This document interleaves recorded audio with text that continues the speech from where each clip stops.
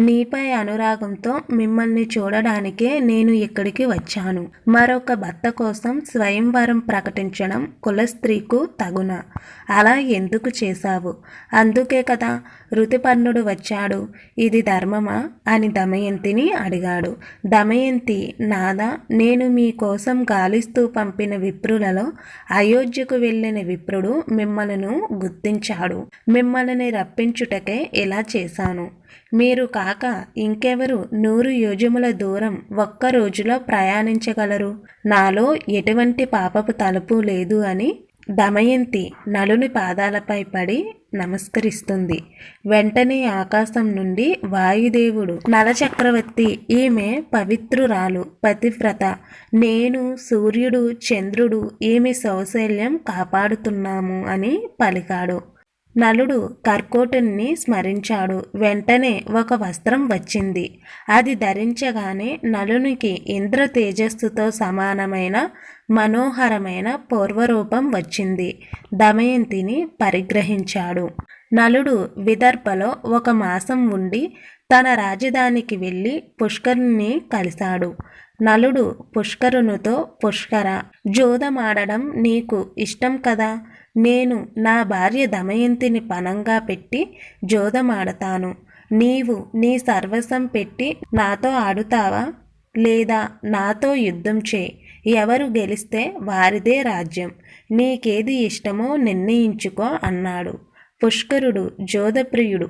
పైగా ఒక్కసారి జోదమాడి గెలిచాడు కనుక అతడు నలునితో నేను జోదమే ఆడుతాను అన్నాడు.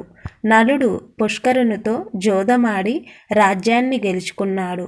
పుష్కరునితో, పుష్కర, నేను ఇది వరకు నీతో జోదమాడినప్పుడు నన్ను కలి ఆవహించి ఉన్నాడు కనుక ఓడిపోయాను. నీ బలం వలన కాదు. నీవు నా పినతండ్రి కుమారుడివి కనుక నిన్ను ఏమీ చేయును, వెళ్ళు అని చెప్పి పంపాడు. మహాముని బృహదస్సుడు నలచరిత్రను ధర్మరాజుకు తెలిపి, ధర్మరాజా, జోదంలో కోల్పోయానని బాధపడకు. నీవు దైవ సహాయంతో నీ స్వయం ప్రయత్నంతో విజయం సాధిస్తావు అని ధైర్యవచనాలు పలికి తన వద్ద ఉన్న అక్షవిద్యను ధర్మరాజుకు చెప్పి వెళ్ళిపోయాడు. ధర్మరాజు అర్జునుని కోసం నిరీక్షిస్తున్న సమయంలో అతని వద్దకు నారద మహర్షి వచ్చాడు. ధర్మరాజు నారదునికి అతిథి మర్యాద చేస్తాడు. అది చూసి ధర్మరాజు, మునీంద్ర, నాకు ఒక ధర్మ సందేహం ఉంది, తీర్చగలరా అని అడిగాడు. నారదుడు నవ్వి, అలాగే అడగమన్నాడు. ధర్మరాజు, ఈ భూమిలో తీర్థములు సేవించిన ధన్యులకు ఎలాంటి ఫలితం కలుగుతాయి అని నారదుడిని అడిగాడు. నారదుడు, ధర్మరాజా, చెప్తాను విను. పూర్వం భీష్ముడు గంగా తీరంలో వేద అధ్యయనం చేస్తూ చాలా మంచి పనులు చేస్తూ ఉండేవాడు. భీష్ముని వద్దకు ఒకసారి పులస్కుడు అనే ముని వచ్చాడు. అతనికి అతిథి మర్యాదలు చేసిన పిమ్మట భీష్ముడు పులస్కుణ్ణి చూసి, నీవు నన్ను అడిగినట్టే అడిగాడు. ఆ మహర్షి భీష్మునితో చెప్పిన విషయాలు నీకు చెప్తాను అని ధర్మరాజుతో అన్నాడు. తెలుసుకున్నారు కదండి, మహాభారతం అరణ్య పర్వంలోని ద్వితీయ శ్వాసము 3.